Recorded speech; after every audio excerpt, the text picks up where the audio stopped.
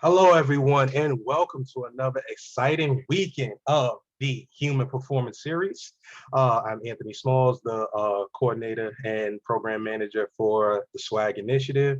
If you are new to this is where we allow former or professional athletes, including people in the field of science and medicine that work with sports athletes, to come to these forums and speak to all of our guests, especially students, let them know about their career paths, how everything ties in together. So SWAG stands for student athletes with academic goals, and we just feel that you already have some preset skills that will transcend well into the field of the sciences and medicine and healthcare. So with that being said, I will now stop sharing the screen. We have an exciting discussion by Dr. David Petrino. He is the sports rehabilitation director at Mount Sinai, but he's so much more, and I'm gonna allow him to explain all of his great roles and everything that he brings to the table. So before we get started with that, I wanted to launch a quick poll just to get set the temperature here. If everybody can see the poll in front of them, it says hello all and welcome. Please use the word that best describes you for today. Happy, excited, curious, energetic. And the second question is, when you hear about the word rehabilitation, what comes to mind? You can pick multiple of the answers. We'll give you a few minutes to fill that out, and then we'll get started.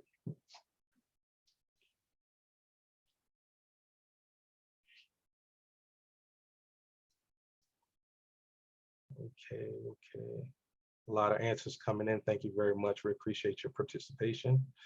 And we will end it in 5, 4, 3, 2, 1. Okay, share the results.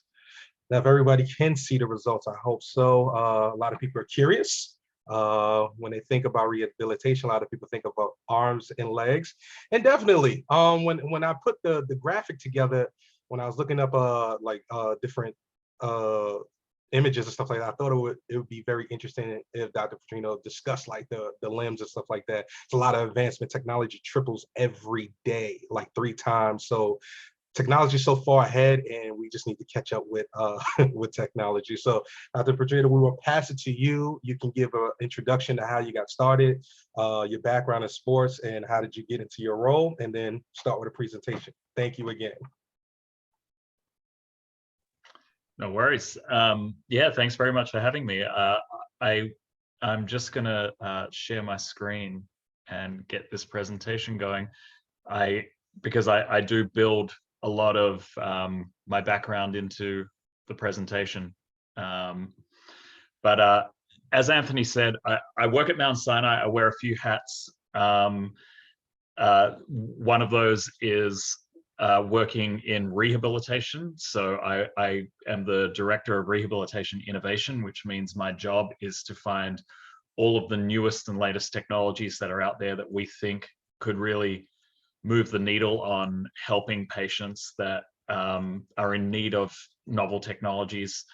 And we work to make those technologies mainstream. I also work in the sports performance world. And we, on that front, rather than thinking about it as rehabilitation medicine, we really think about it as high performance training. And we really think about how can we sort of hack into the physiology of athletes and amplify their performance. So less about sports medicine, someone's broken a leg, let's rehabilitate them to the point where they're going to go back to high performance, and more about, okay, you're already high performing, what can we do to make you even more high performing? So what I thought would be fun today would be to sort of discuss some of these ideas around high performance, discuss some of these ideas about how it merges with the practice of rehabilitation and how it can be different,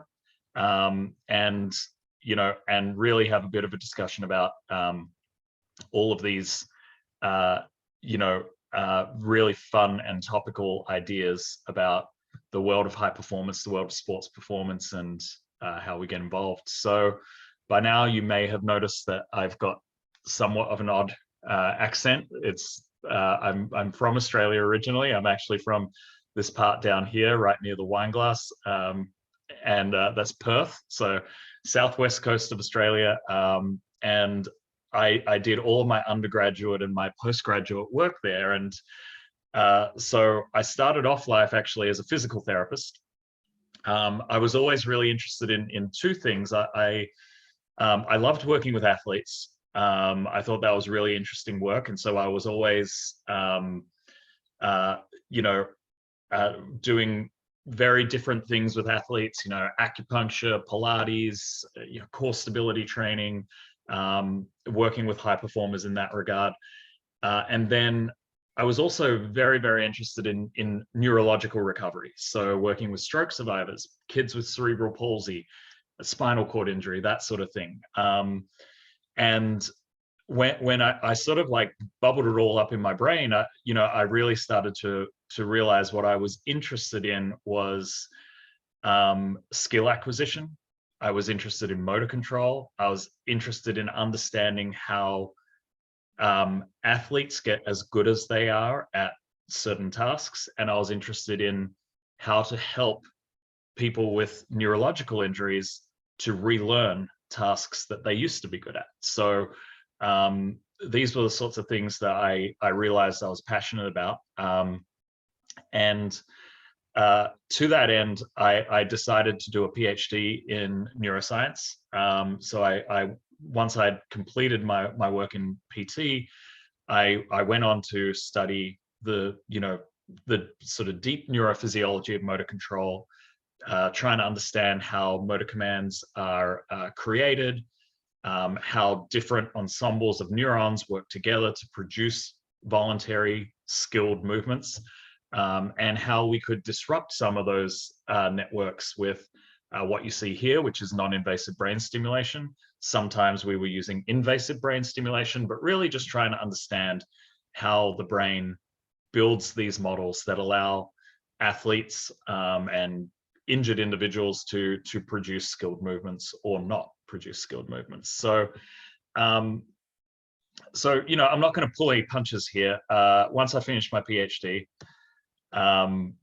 you know, a lot of people ask me if you know, should I do a PhD? Like that's a big question that I think a lot of people ask.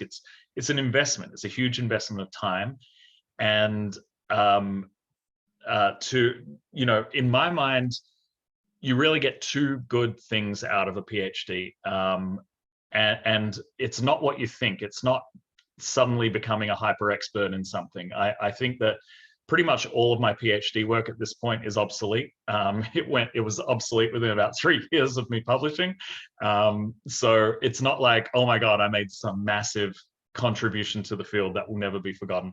You know, 1 in a million get to say that, and it's usually not because of them. It's because they got teamed up with someone important to do their PhD work under. So, you know, the one thing is, it does give you a little bit of street cred. You know, you got those letters after your name. You can say, look, I did something.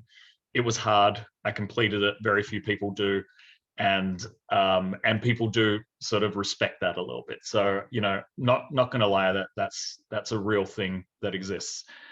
I think the other thing that I learned about getting a PhD is it teaches you to both love learning, and it teaches you how to learn, and how to learn quickly and efficiently. Because when you're doing a PhD, that's what you got to do. You got to problem solve. You got to become, you know, an expert in a very narrow space.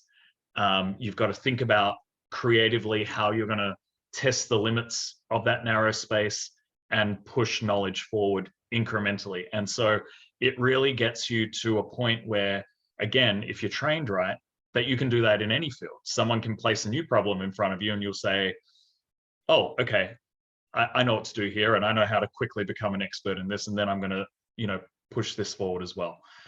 So I'm also not going to sugarcoat. Australia is a nightmare place. You want to get out as quickly as you can. Everything wants to kill you, land and sea, and, you know, amphibious. It's terrible. So, you know, as soon as I got my PhD, I was out straight to New York. Well, straight to Boston, then to New York. Boston's also a nightmare place, different reasons though. And I was really fortunate to land at Mount Sinai under the leadership of Joe Herrera, who's the system chairman for rehabilitation and human performance at Mount Sinai. And we wanted to build this model of, as I said earlier, integrating novel technologies into the space of rehab medicine and into the space of human performance.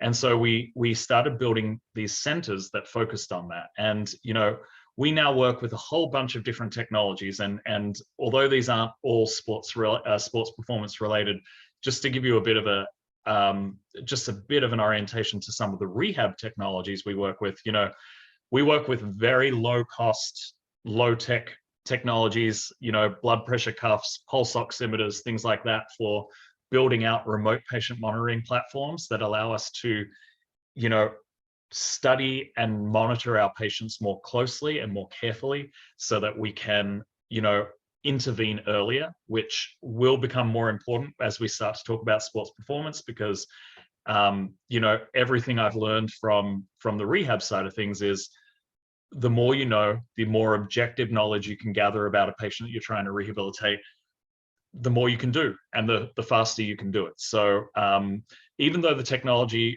around a lot of remote patient monitoring is previous generation and it's not that impressive, the ability to integrate it into smart and connected systems is impressive, and it really makes a big difference in patients' lives.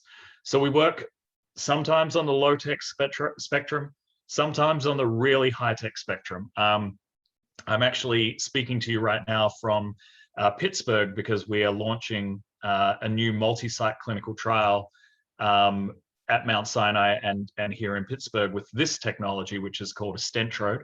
So this is an endovascular stent. It enters your body through the jugular vein, gets into a large vessel in your brain called the superior sagittal sinus, and while it's there, it can record brain messages. And as you're thinking about, you know, say moving your hands, it can pick up that signal, and you can use that signal to control a mouse. So we're just starting a new clinical trial with this brand new technology to allow people with ALS, you know, motor neuron disease, who are fully locked in, to control things in their computer with just thought processes alone. So sometimes we get to work with really high-tech technology as well, which is really cool and very exciting. We work with very low-cost technology. We do a lot of virtual reality therapies for chronic pain and for visualization in athletes and for a number of other conditions that we're trying to treat. And some of the stuff that we've found is most effective is when patients have complete autonomy to interact with the content where cost isn't a barrier. So, you know, basically we host our virtual reality content on YouTube. We give them a Google Cardboard. We give them a cell phone. Well, they typically have a cell phone, and that's it. They can access their therapy just by watching YouTube, which is super exciting and very novel for the idea of highly scalable, low-cost health solutions. But then all the way on the other end of the spectrum, you know, we're working with exoskeletal robotics for people with spinal cord injury, severe stroke, traumatic brain injury. And these are expensive technologies, but these are technologies that we're trying to make less expensive by increasing the adoption and the uptake across the health system, so that the companies can produce more of them and the cost goes down, and then more people can access the services. But super exciting technologies nonetheless. And then we work all across the lifespan. So we've got a children's center down in Union Square where we see kids basically from birth, and then all the way through to older adults at the end of life. So we have a very broad scope in terms of the work that we do. And then in addition, we also work across the performance spectrum. So, you know, this is one of our patients that we've been working with for many, many years. His name's Tony. He has ALS, and he's so severely affected by his ALS that all he can move is his eyes. So we do a lot of work with him with adaptive technology and technology that allows him to have a little bit more agency and independence using eye movements. But then that's one end of the performance spectrum that we work with. And then right on the other end of the performance spectrum, we work with really high performing athletes, Brooklyn Nets, Red Bull.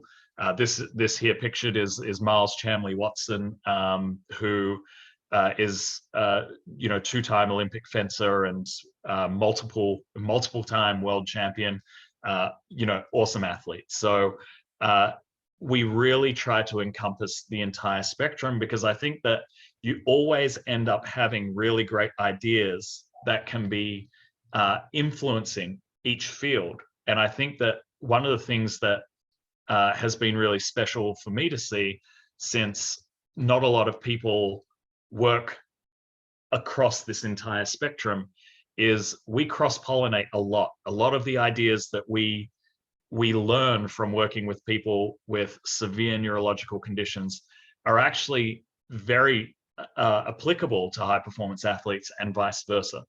And so a lot of the way that we like to think about it is this idea that performance is a spectrum, and we should be using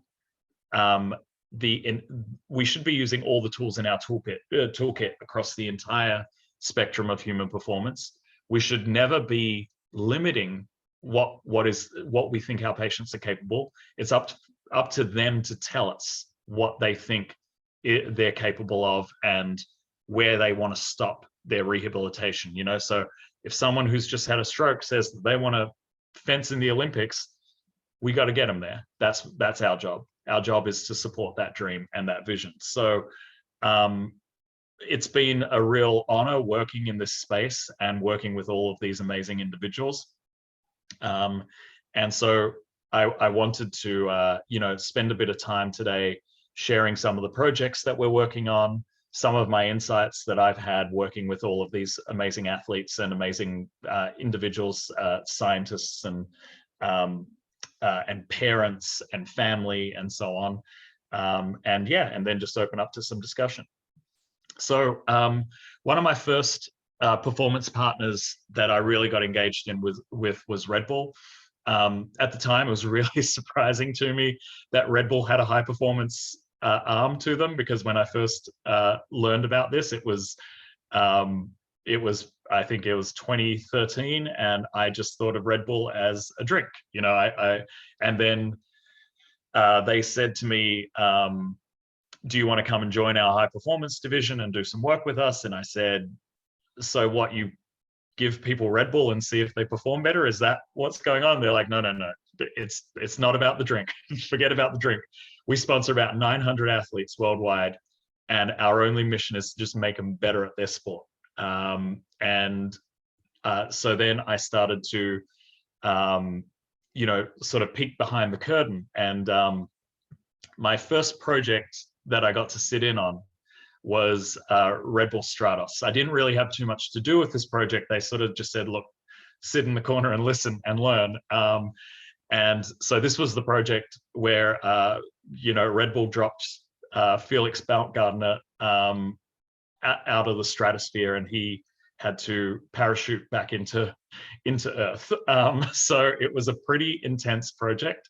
And it was such an amazing thing to see, because from my perspective, as I sat in on this project, the project was almost failing when I showed up. They were almost ready to pull the pin. And the reason why was because they really couldn't get Felix to sort of meld with the performance team. Felix was an extraordinary and highly experienced parachuter and parachute athlete, and he had done everything that you could do with a parachute and a few things that you can't do. And he was a very individualized performer, and he couldn't understand that this idea of doing something that had never been done on this level before required a team. to keep him alive. He was like, no, no, no, I'm the star. I need to do this. And it wasn't until the Red Bull performance team came in, worked with him a lot, worked with the science team a lot, did a whole bunch of group bonding exercises, did a whole bunch of individualized psychology interventions, and so on and so forth, that the perceptions started to change, the team clicked and started to work together.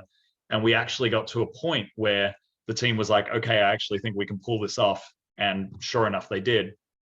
And this was when we started, this is when I started to realize that human performance is this very complex interplay of a lot of different features that all need to click together in order for athletes to be able to get out there and do what they need to do. And, this is, believe it or not, this model of, everything that you're seeing here is a gross simplification. All of these things are important, and for each one of these things, for neuroscience and cognition and genomics, I could build out another model for each of the components of those, and another model for each component, and so on and so forth. But this is what we did for every Red Bull athlete. Every single athlete had a cogwheel model like this, where we understood which were the big cogs for that athlete and which were the small cogs, which ones didn't matter at all, which ones they had a natural affinity for, which is versus the ones that had to be trained. But every single athlete, when we think about them like this whole interdisciplinary, multi-dimensional model that needs to be addressed. And with Red Bull, we're always getting to do super exciting and very, very interesting performance exploration. Red Bull has this on lock. They know how to think about athletes. They know how to track what they think are the important components of performance. And so now what they do is they're always looking for more. So we get to do really, really cool projects. And one of the things I've learned working with Red Bull is, in terms of someone working in sports performance as opposed to being an athlete, if you want to succeed in the space, the answer is always yes. Someone asks you, can you do this? Answer is yes. It's a very different world. It's a very different life. It's not like, in medicine, there's a tendency to hyper specialize and say, well, this is my area and I only do this, and don't ask me to do other things because liability and, upsetting other departments and so on and so forth. In sports performance, you got to do 20 things at once. Oh, you need me to do the neuroscience and run water to the athletes? Sure, no problems. You need me to stay out till 2 a.m. today? No worries. The answer in sports performance is always yes. Whatever is best for the team. It has to be this collectivist culture over an individualistic culture. And when you get a team of individuals like that together, both on the sports side, so the athletes who understand, what they're buying into, as well as the scientists who understand that what they're doing is for the good of the team and the coaching staff and so on and so forth, you get to do some really cool things and really interesting things. One of the projects pictured here is, this was a project, we call it Project Endurance, that we had a series of 3 of these projects where we were pushing athletes to absolute muscle failure. So we had hyper endurance athletes, we were pushing them to failure, and we were trying different strategies to get one more rep out of them once their muscles were at absolute failure. And it was this fascinating project where we tried non-invasive brain stimulation, we tried working them at ultra high altitude, we tried working them at ultra low altitude, we tried working them in different temperature and atmospheric conditions, all with the mission of trying to understand, okay, how do we get, that one last push out of these muscle fibers that have been pushed to complete exertion. It was an amazing project to be a part of. We learned a ton. Cliff notes on this were, we could not get non-invasive brain stimulation to work. So if many of you have seen things like Halo Neuroscience and some of those other transcranial direct current stimulation devices, we could not get any of that to get that one last push out of these individuals.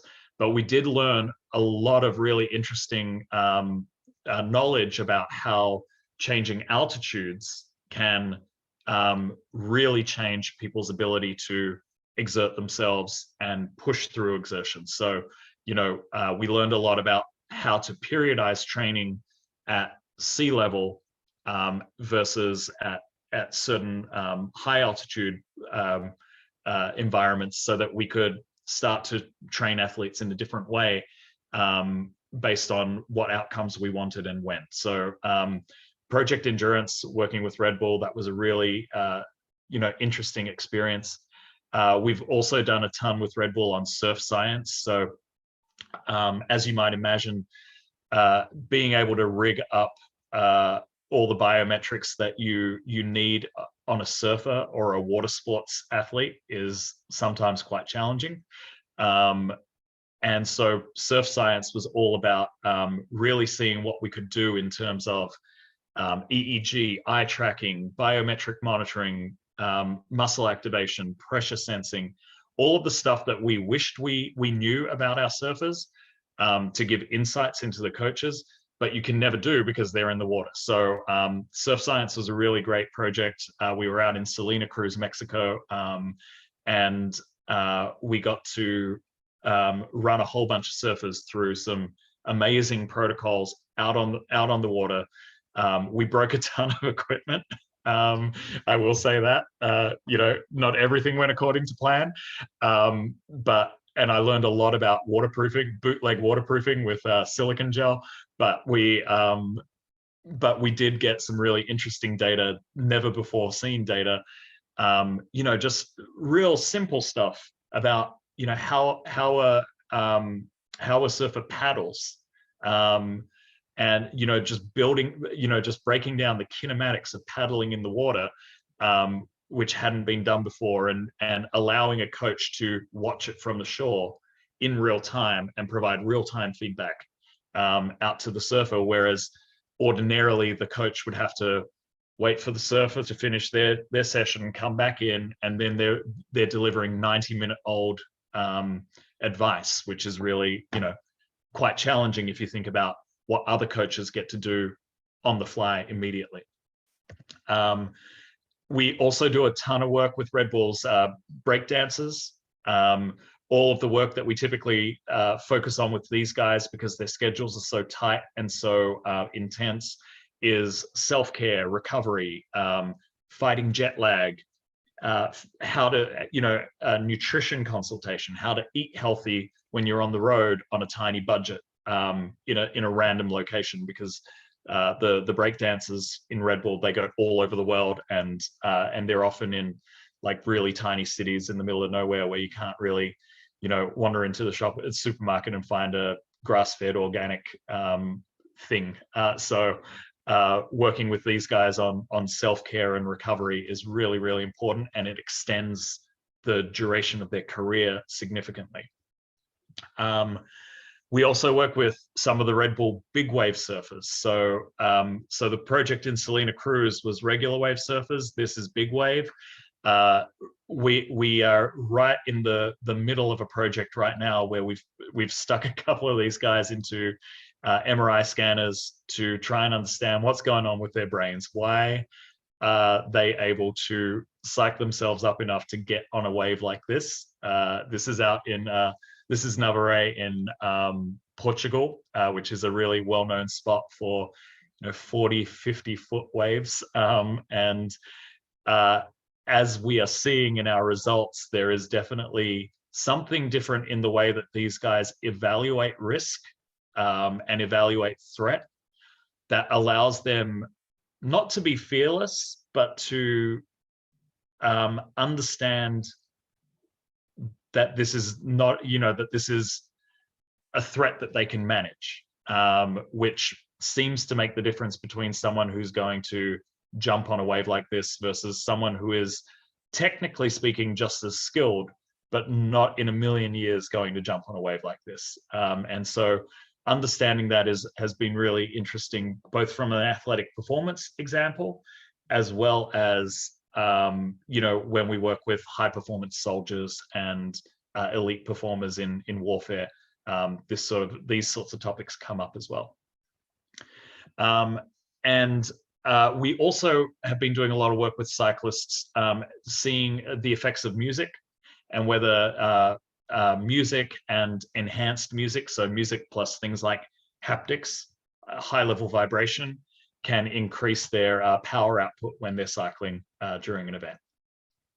So I'll finish up talking about the cool Red Bull projects just by giving a bit of insight into one day Andy Walsh, who was the guy who single-handedly built the Red Bull performance program from the ground up. I asked him, in his opinion, what are the most important things? Like obviously we have this big spectrum of things that make elite performers, but I was like, across the board, is there anything that's jumping out at you as something that's common across all styles of performers?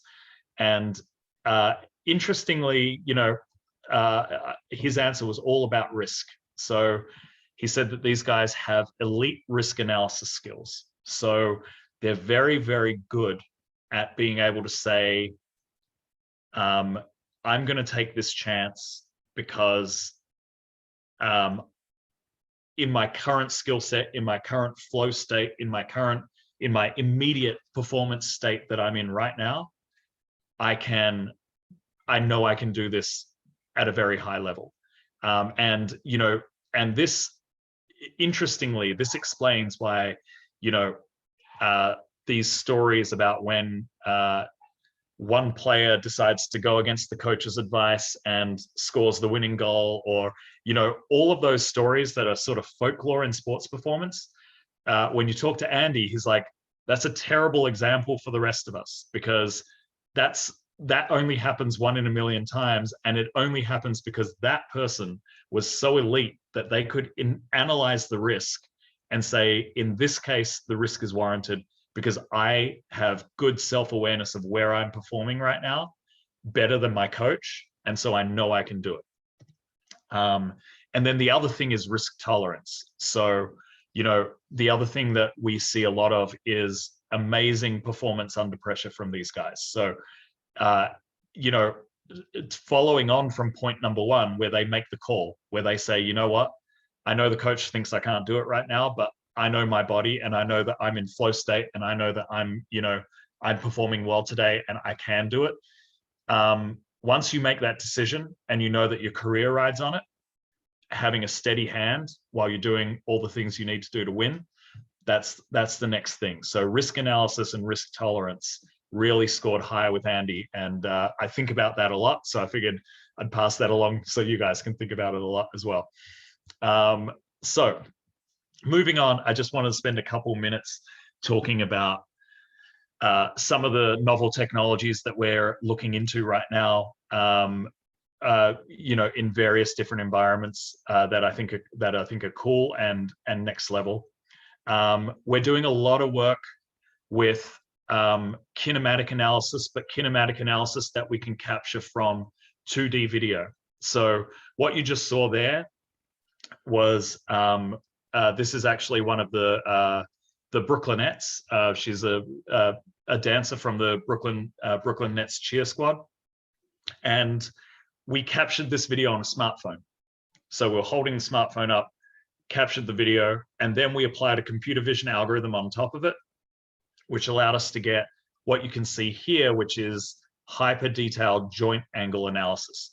And what we've been doing with this work is we've been showing that using a machine learning algorithm, we can ping an athlete and a coach if someone's movement patterns change in a direction that would indicate that they're fatiguing, that they're increasing their injury risk. And that allows us to intervene earlier.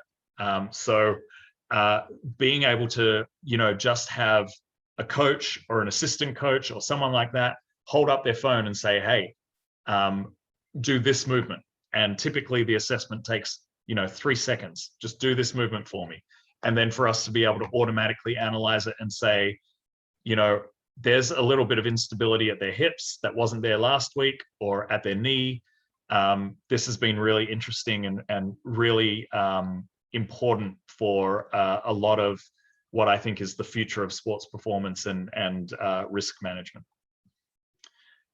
We're also doing a lot with other biometrics. So we've got this great technology from a company called HappyTech that allows us to capture heart rate variability on our athletes without a smart device. Now, there have been a few of these out there in the past that have been a little bit snake oily, but this technology is actually, it's CE marked in Europe. It has designation as a Class 2 medical device. And they're currently going through FDA process as well. And it's heart rate variability is such an important metric for athletes. It gives us a good overall understanding of their autonomic nervous system health. And but it's always very, very difficult to capture and interpret across a normative span of data. You typically need a good profile of what that individual athlete's heart rate variability is like. And so the ability to capture it on a daily basis without any sort of peripheral or faffing about with, putting a chest strap on or an EKG on, this is really, really valuable and super exciting. We're also doing a lot of remote cognitive assessment. This has a lot of relevance in concussion, as you might imagine, but also as we're starting to move a lot of our focus into esports, because esports is becoming, one of the most rapidly growing areas and arenas of sports performance. The ability to rapidly and accurately test someone's cognitive ability becomes super important because esports is 100%, a cognitive performance game. So it's been really great to start playing with some of these technologies that allow us to just sort of drop in a quick cognitive assessment battery.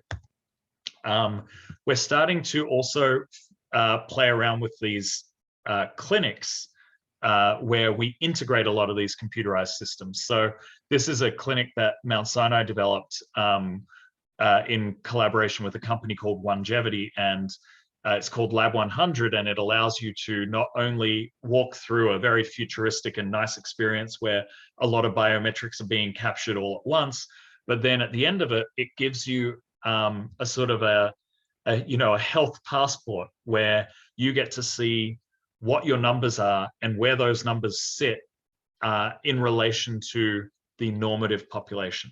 So you can start to understand your health in context, in relation to individuals that have your demographic parameters. So it's been really an exciting innovation in general human performance practice and precision medicine practice.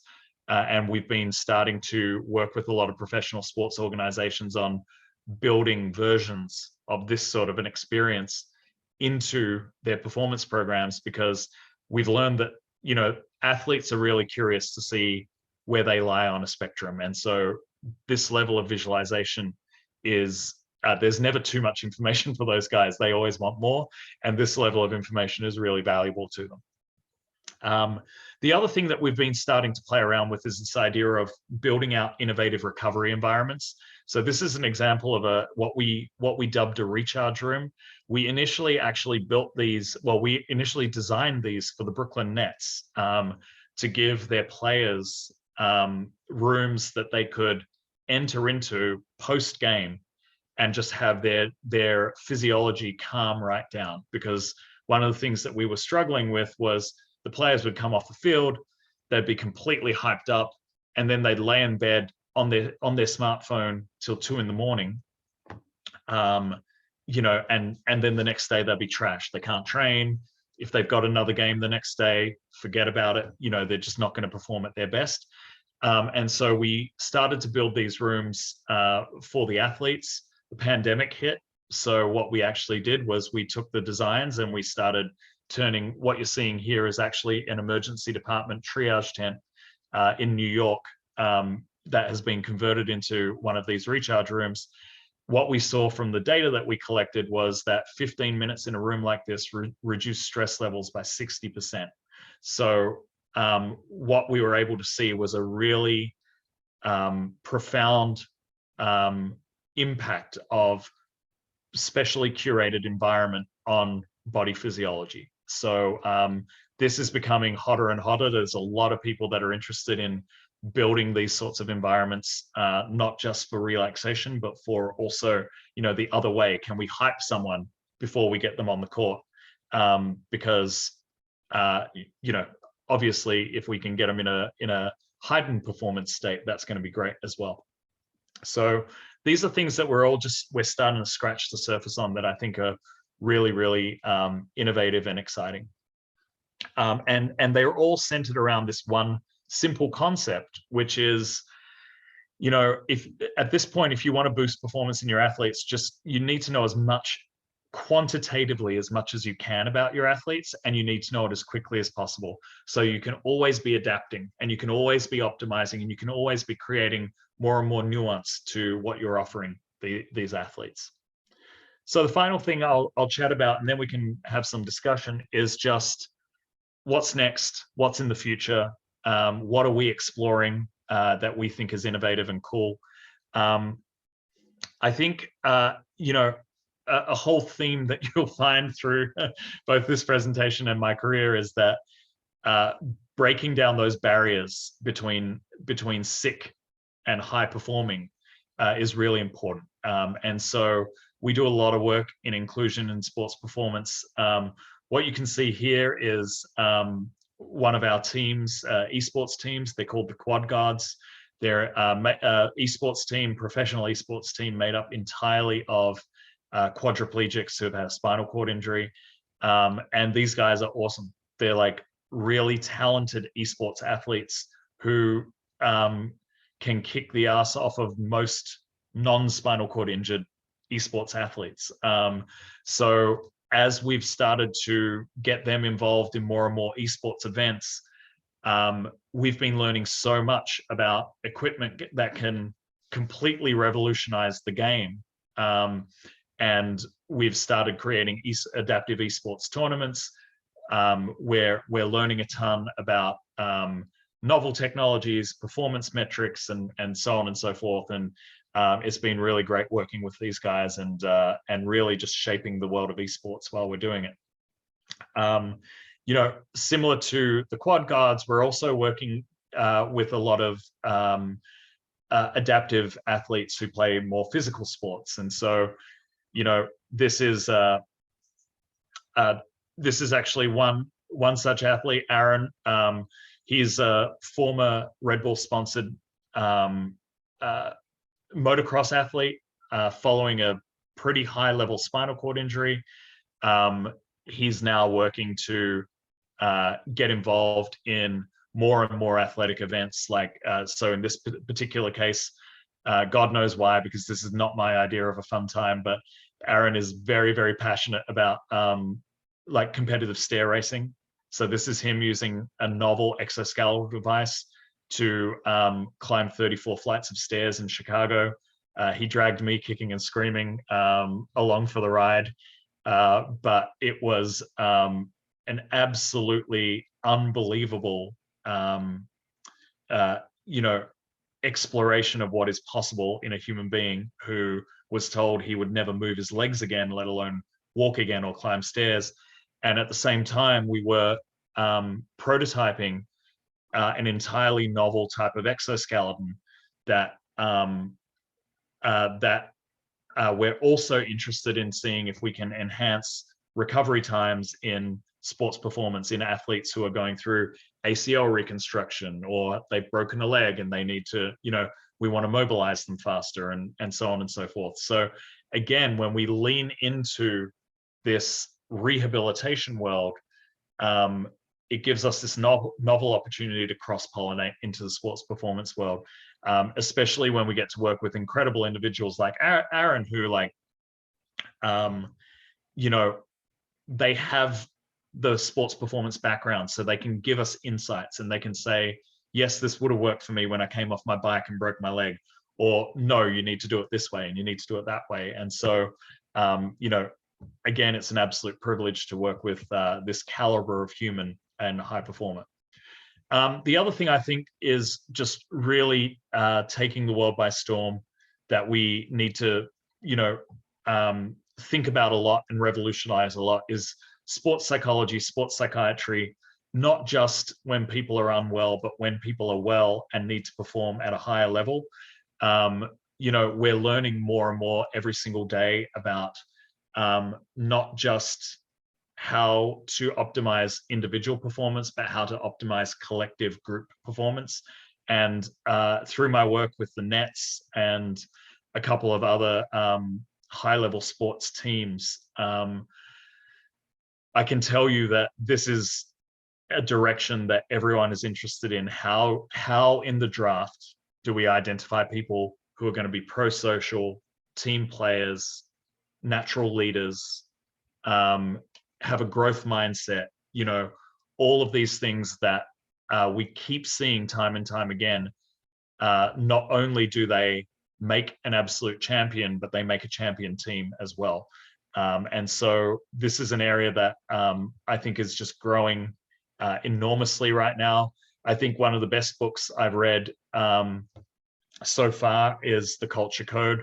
So if you haven't read it, this is basically sitting on the bedside of every person in sports performance right now. So even if you read it and you think it's you know, it's novice and low level, at least know every single person in sports performance has read it. You know, Sean Marks, who's the GM of the Brooklyn Nets right now, he's quoted in this because they spend a lot of time discussing the San Antonio Spurs and Popovich's focus on building culture over everything else. And, you know, one of the most insightful things I think I've heard Sean talk about on the topic of sports performance and building the right team is, you know, if you guys don't follow basketball, the Brooklyn Nets are doing pretty well this season, and they traditionally have not done so well in previous seasons. But since Sean took over as GM, they've sort of just been doing this great rise to fame. And this, you know, this season they've taken on a lot of like real kick-ass players, absolute superstars. And it was interesting to hear Sean say that, you know, when he first joined, he didn't make the big hires because he didn't think the team was ready for it. He had to build the culture first before he brought the high performers on. And this idea of having to, you know, in a team environment, having to earn your high performers, it's a very sophisticated notion. And I don't know that a lot of people get that. And for me, it's just such a really, you know, it's a very good answer to the, you know, to the question of, you know, oh, why don't you just go and buy up all of the highest performing players and put them all into one team? Well, this is why, because if you haven't built the culture first, it doesn't matter if you have all of those high performers kicking around. They're not going to play well together, and they're not going to understand that they're part of a culture. And obviously, you know, the other piece on this is The Last Dance. I mean, if anyone hasn't seen that, go watch that, because that could just as well be a perfect case study of how to build a high performing culture, and how, you know, how a team can come together and click to do absolutely amazing things. So I'm going to finish up there because I really want to have some time for questions, although I do have one more slide that I do want to share, because everything that I've just discussed is a ton of work, but there's so many amazing people that helped me along the way. This is not just me. It's never just me. It's never just one person. So I just wanted to quickly acknowledge all the incredible people who helped to allow me to talk about this content. So now I will stop. That was mind-blowing and amazing. This is the first time I was just like so intrigued by data Like a lot of times, especially in like college debate classes, when people bring up data, you always argue like, well, that statistically doesn't make sense. So how can you prove that? But this is the first one I'm like, data actually helps grow technology and grows performance because everything you're collecting, even just the layout of the you said the health passport was just amazing. I saw that Phil, you had your hand up. Do you want to come off mute and ask a quick question? Yeah, sure. That was actually the applause thing for the talk. So thanks, Dr. Petrino, for being here today.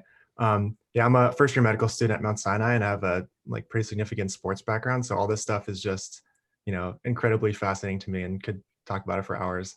But yeah, I guess one question I had sort of from the like medical perspective is how, you mentioned teamwork a lot and all the things that you do. What is the interplay like between kind of the medical team and the research team as far as both like developing these technologies, but also like implementing them? So for example, the exoskeletons, how easy is that to just immediately integrate that into someone's rehab in the hospital, or do you need FDA approval, things like that? Just curious your take on that interplay. Yeah, I mean, I think it's a great question, and it's a talk in itself. I think the important thing is building a pipeline, and so for the Abilities Research Center at Mount Sinai, the pipeline that we build is all about making a very seamless transition from, here are technologies that are non-significant risk FDA, designation technologies, but don't yet have FDA approval. So we're going to create IRB approved protocols where we can study their use in patient populations, but very, very easy for someone on the clinical side to refer over to us to get that. Then there are the sort of in-between technologies. They're novel technologies, but the hospital isn't ready to adopt them yet. And we have a specialized clinic that allows patients to just funnel in and request the technologies, and then we find ways for their insurance to pay, or so on and so forth. But we've found both a legal and policy way to make it possible for people to easily access the tech, and then that makes a seamless transition for us to, if the technologies are going well, if the patients are asking for it a lot, and there's rave reviews about them and everyone loves them, it's a very easy ask for us to, get up in front of Dr. Herrera or get up in front of the dean if necessary and say, this should be integrated, across the hospital because patients love it. It's doing a good job. It might cost us a little bit of money up front, but long term, it's going to save us money or make us money or whatever the case may be. And so, building out pipelines like that in clinical medicine, in sports performance as well, and every environment's different. Like with the nets, the medical side is separate from the performance side. So we're all, working with we're on the performance side at Mount Sinai, and we're working with the players. We're working with the physios, the strength and conditioning coaches, and they're coming to us with problems, and we're solving the problems to enhance performance. The medical side only steps in if there's like a medical problem. Someone's torn an ACL. Okay, I'm going to come in and intervene.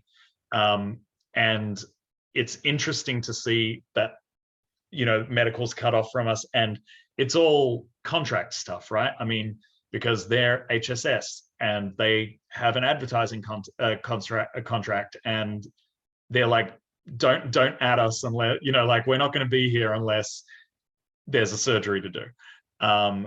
Whereas when you work in the Red Bull environment, everything's integrated. So everyone's talking to everyone, team approach, big team meetings, so on and so forth.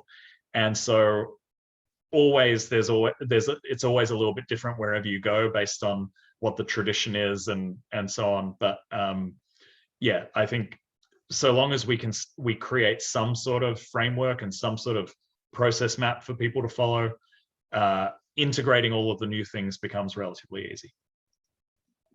Awesome, thank you. That makes a ton of sense. Appreciate it. I'm gonna grab a copy of the Culture Code too. It's a good read. Mhm. Does anybody else have any questions? Since we have such a small group, I see Jordan Alexander. Thank you for coming. I believe that is Sharon Knight. I've seen her name on the meetings. Do you have any questions by any chance? Okay. And then we have our swag director, Dr. Reginald Miller, on as well. Dr. Miller, do you have any specific questions? And then we also have Mr. Russell Schuler, who's a part of the SWAG network. He has a program called Youth Education Through Sports. It helps high school athletes with SAT prep, and also he runs the Smart Ball Basketball Classic in Harlem. So we have a nice. I have a couple of questions. Okay. This is Russell Schuler speaking. Sorry for my photo. What I would have is that what age does the high performance training start in the tracking, development, and all those types of things? Well, and hi Russell, by the way, good to see you again. You know, sport, it's always sport, sport to sport, it's always different. And right now, in terms of Mount Sinai's program, the Performance 360, we only get involved in adult sport, where we have plans in P360 to build out a pediatric program over the next couple of years, just as we've started to build out our pediatric center. But, you know, in the different sports, you know, Major League Baseball has academies all over the world, typically in places where they have high concentrations of success. So, you know, they'll have an academy in Cuba, they'll have an academy in in the Dominican Republic, they'll have an academy in a bunch of South American countries.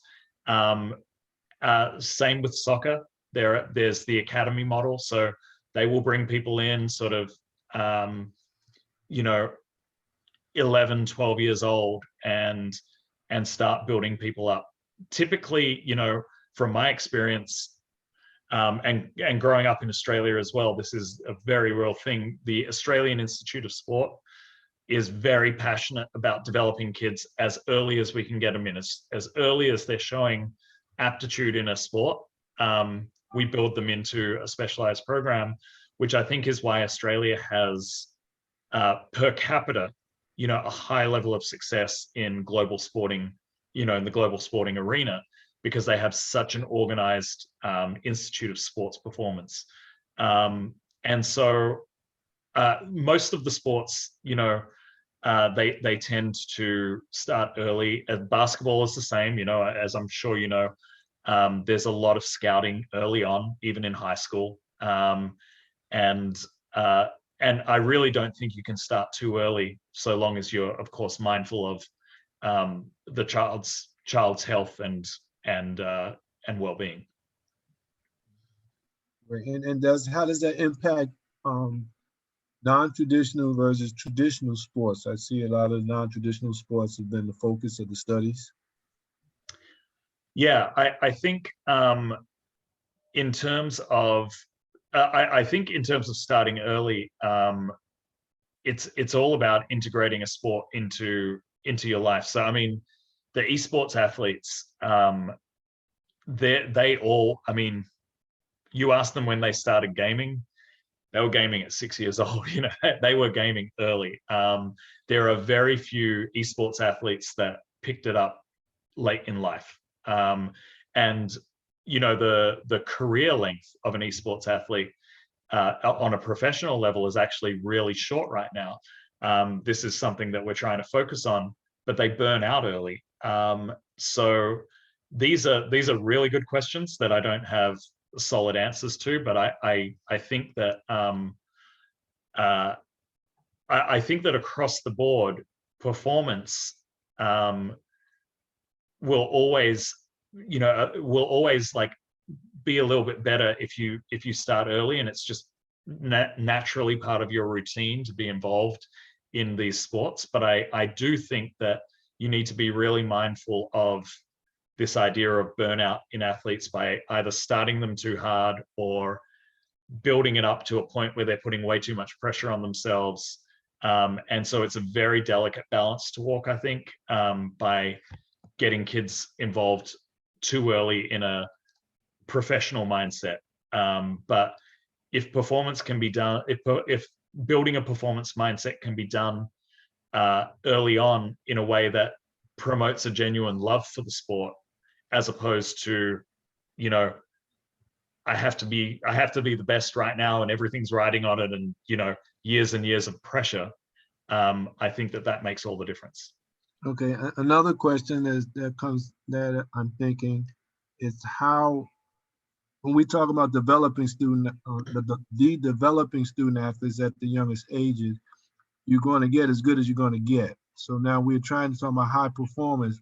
If your high performance is not even good enough, won't be good enough, how does that translate into future success in sports? So if I'm getting this right, so are we talking about an athlete that you see that you're sort of like, you know what, you're good, but you're not going to be great? Let's just say, no, that becomes a realization.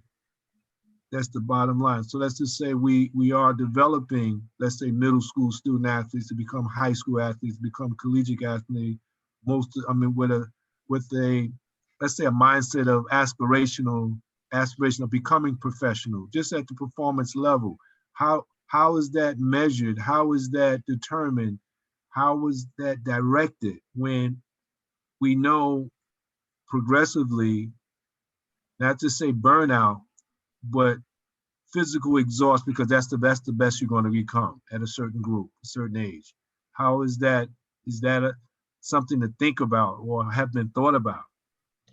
Yeah, I think this is a great question, and this is actually some of the work that we're starting to map out as we strategize for our pediatric performance center, is exactly this issue, because what you're hitting on right now is the biggest problem with the academy model across the world, which is they burn out a lot of kids.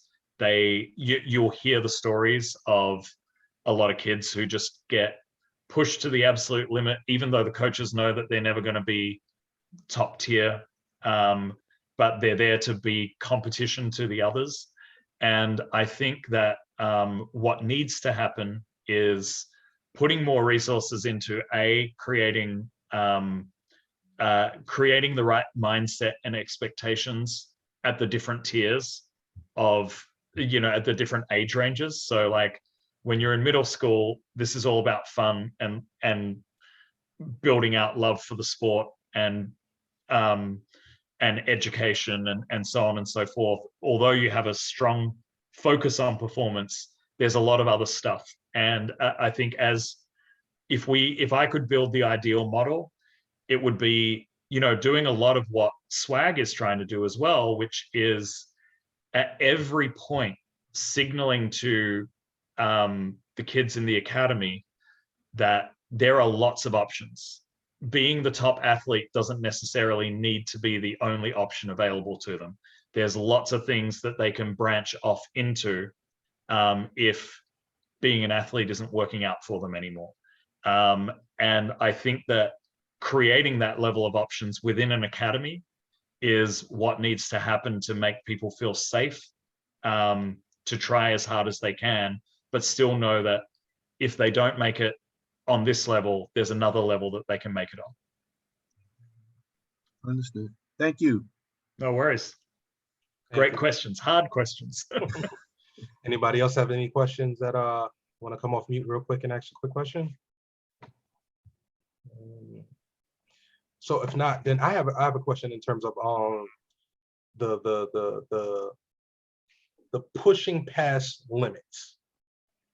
How important is it for not just athletes, but for people with your research background to decide how to go beyond certain limits? Is that just something that you're saying we want to see how far it should go, or is this something that is negotiated between, say, scientists and athletes? Yeah, I mean, I think first and foremost, it's always we don't choose, the athlete chooses for sure. Again, an interesting anecdote was when Durant came over to the Nets after he tore his Achilles. One of the first things he said about the Nets performance program was, if I were at the Nets when my Achilles was feeling off, I wouldn't have torn it. And the reason was because he was saying, I don't feel right. And they said, just go out there and play, because like, it's playoffs. Don't worry about it, you know? And one of the things that we always do is we're always checking in with the athletes. We're always like, if you don't feel 100%, we're not going to put you on. If you tell us it's not right, we're not going to push. But, you know, one of the things that we were doing with the Project Endurance was we have these hyper endurance athletes. So everyone on that project was, you know, these are cyclists that will ride 1,200 miles in a race, you know, just wild races that they get involved in. And they're, you know, the thing that bugs them is they feel like they have this biological reserve that they could tap into when they're right at the limit, but they can't, they know it's there, you know, like they're like, I know that, you know, if I got to that, you know, 1,100 miles and I feel like I don't have any gas in the tank, I know that if I saw my kid in trouble, I'd still be able to push further, but I can't access it right at the end of the race where I need it the most. Mm-hmm. And that was what we were trying to do there. And it was always with, you know, the full sort of collaboration of, are you feeling okay? Can you do this? Can you push forward? But we do know that that biological reserve exists, and trying to understand if there's a way to, again, not always push yourself to the point where you're at muscle exhaustion and, you know, you're going to get rhabdo or some horrible, some horrible biological response to pushing yourself too hard, but have the choice of, okay, I need this. I'm going to kick myself into that last gear where I'll leave nothing, I'll leave nothing on the field, but I'll win. And so that's what we're looking for there in the Project Endurance series. And similarly in patient care, sometimes we really need patients to push through, and other times we're like, hey, we can have an easy session. So that's kind of what's on our mind when we're thinking about that. Oh, okay. So the combination with you having the scientific and background with the background of the athlete knowing how far they can push, how successful would future medicine be with when you mentioned Ryan being able to walk up the steps after the accident with the spinal cord, that type of data and technology that you're pushing toward the athlete to go further, how would that benefit regular folks that are trying to now get back into walking? Do you see that being something that will be corrected in the future, like everybody will be able to walk at some point no matter what? I think we're pushing into that realm right now. There's some really exciting stuff happening in exoskeletal robotics, really interesting stuff happening in epidural spine stimulation. What we're always looking for, and this is in sports performance and in rehab, it's like, we know what the ingredients are to make rehab effective, but we're always looking for these multipliers, and so brain stimulation can be a multiplier. It's like, if I just give you brain stimulation, nothing will happen. But if I give you brain stimulation every day just before you do 50 minutes of intense exercise, it will increase the effect of that exercise by 50%. And so your training effects over time will get bigger and bigger. And so we're always searching for those little multipliers, because, otherwise, in rehab as well as in sports performance, when you put people side by side, like all the high performers, we all know this, there's so little in it between them. That's why a half a second is the world in a sprint. And, it's even less than half a second, 0.05 of a second is the world in a sprint. It's because they're all so similar. And so if you can find this one thing that boosts their performance by 10%, 20%, or makes their trainings more efficient, or so on and so forth, that becomes really powerful. And it's exactly the same in rehab. If I can find this one thing that makes every single one of my sessions 50% more effective, then we're going to get some really unbelievable gains. And in the population of individuals that we're working with stroke and spinal cord injury, traumatic brain injury, it's just that we're trying to like just jolt their nervous system into a spot where they can learn and they can reform pathways and connections, and we can get more out of the rehab that we're putting in. Okay, thank you. So Dr. Miller, you were going to ask a question? Yes. First, Dr. Petrino, this has been great. And thank you for taking the time to speak to us and the students. I want to go back to something you were saying earlier about the recovery tents, because you observe athletes who have an excellent game. It's like a basketball game. They come out and they perform and they're in playoffs and they have a tough game, but you often see a letdown that second or third game.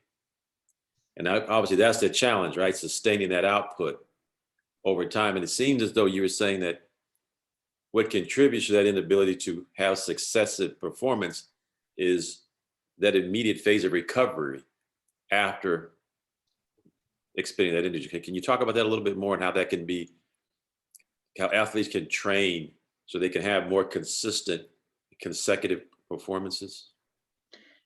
Yeah, I think it's a great question, and I think that we see it in NBA, we see it, God knows, we see it in NFL, and in so many sports that the schedule that they're faced with, it's just gotten more and more brutal. But they haven't been given. We haven't changed their strategies for recovery all that much, and so. As we start to delve into this world, it really we start to think about, I think sleep is definitely number one, between the jet lag and between the adrenaline pumping for performing in front of, somewhere between 40 and 100,000 people, and then getting off that arena and being told, okay, quick, go to sleep because you got to do it again the next day. That's intense. That has inflammation implications, immune implications, like the works, that, your entire systemic chemistry is thrown off by that sort of an experience. And I don't think that we can really fully appreciate what their bodies are going through, because certainly I've never sort of experienced anything quite on that level. So we thought that was the most low hanging fruit, is can we bring their physiology down? And biofeedback, neurofeedback, meditation, all of these things have pretty good evidence behind them for helping people bring their physiology down, but they also require a lot of training. Where when you're working with athletes, one of the biggest issues I come across when you're trying to teach one of these techniques is they're like, okay, so I got to do 40 minutes a day of this, right? You're like, yeah, okay. Well, what percentage will I improve if I spend 40 minutes a day meditating? There is no answer to that. So whereas the rooms, what I liked about it when we designed them was they're passive. You just sit there, you can play your favorite music, you can do whatever you want. And the way they're designed passively bring your physiology down. And so that was something that we were really excited about. The athletes have been enjoying them and using them. I mean, in NBA, what I've learned is the success is measured by, are the athletes using them? Or are they walking by and ignoring it entirely, or are they stopping in the room and using the room? They're using the room. So that's step one, check. And so, I think that that's a direction that certainly the Nets are going to keep moving in, because it seems to be really interesting. But as we think about other forms of recovery, there's there's a lot of different things getting tried out. There's like cryotherapy is big right now, breathwork plus cryotherapy. People are starting to dig into CBD.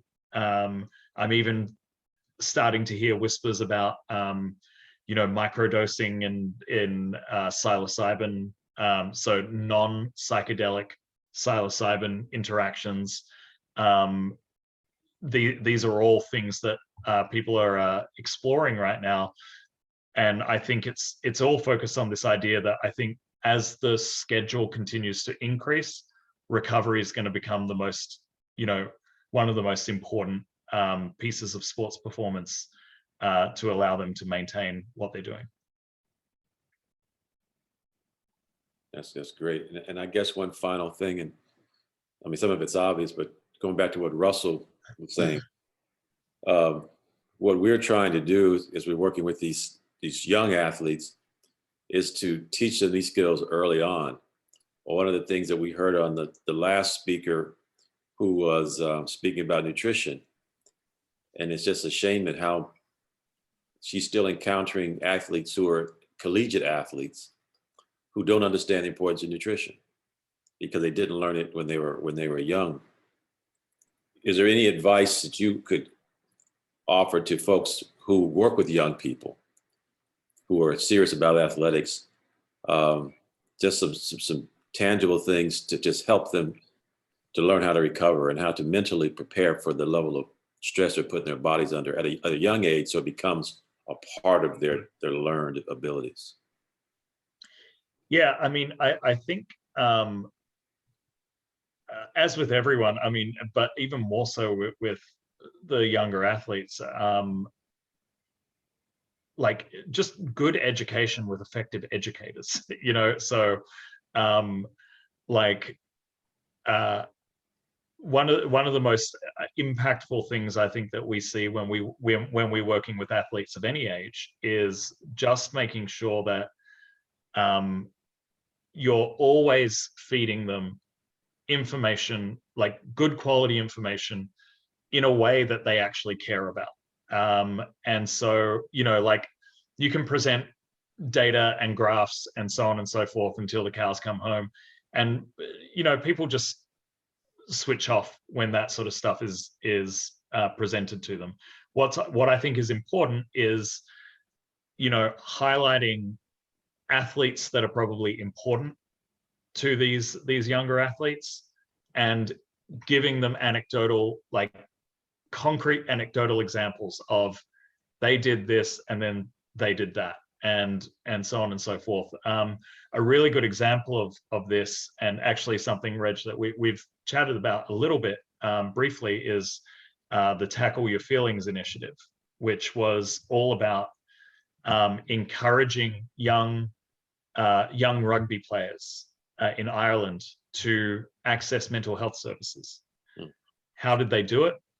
They got Irish rugby stars to lead conversations and share stories about how when they were performing at their lowest, they started working with a psychologist who helped them optimize their performance. And so they don't even touch on mental health. They don't touch it. They're just like, when I did this, I became a better rugby player.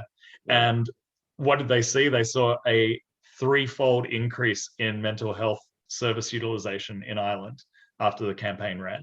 So always trying to create this sort of weave in this level of education, but education in context. I've learned, sadly, really early on as a scientist, that no one cares about my graphs. So I'm not gonna put anyone through data. I'm just gonna say, like, here are stories. I'll publish the data, but here are stories that are relevant. Great. Well, thank you. No worries. Thank you. If I can add something right quickly. Please. Sure. All right, so my thoughts have been, and I'm working with high school and middle school student athletes. And on the performance side is to be able to, I would like to be able to work with student athletes to for them to get as good as they're going to get at the various levels, just to help them perform, to better position them to perform at the next level. So you're going to get as good as you're going to get as a middle schooler. But you'll be able to perform this way. To get them to go to high school, however they're going to perform. This is not to have a failure rate in their minds.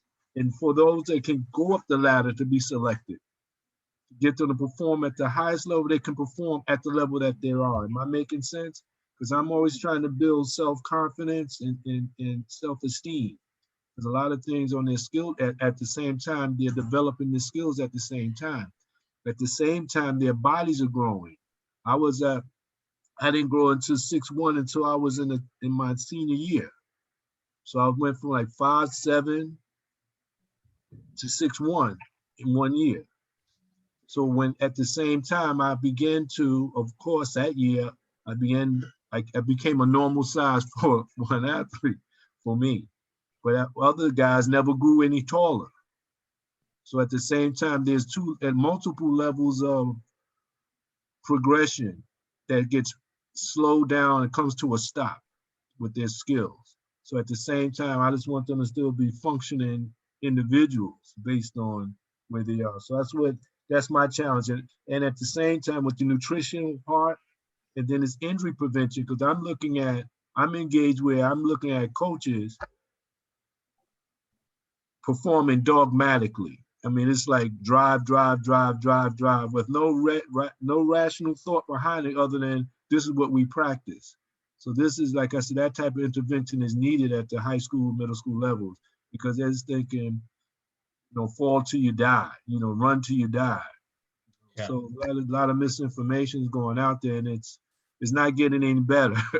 And when I get exposed to this type of information, it puts me in a crossroads of like having to say, like, you have to stop that. You have to stop.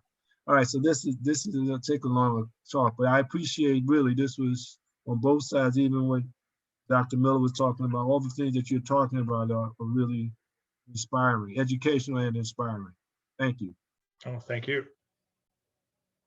So we have no more questions. We're approaching the 2:30 mark. I don't want to keep Dr. Petrino too long, but thank you so much for this rich information and the presentation.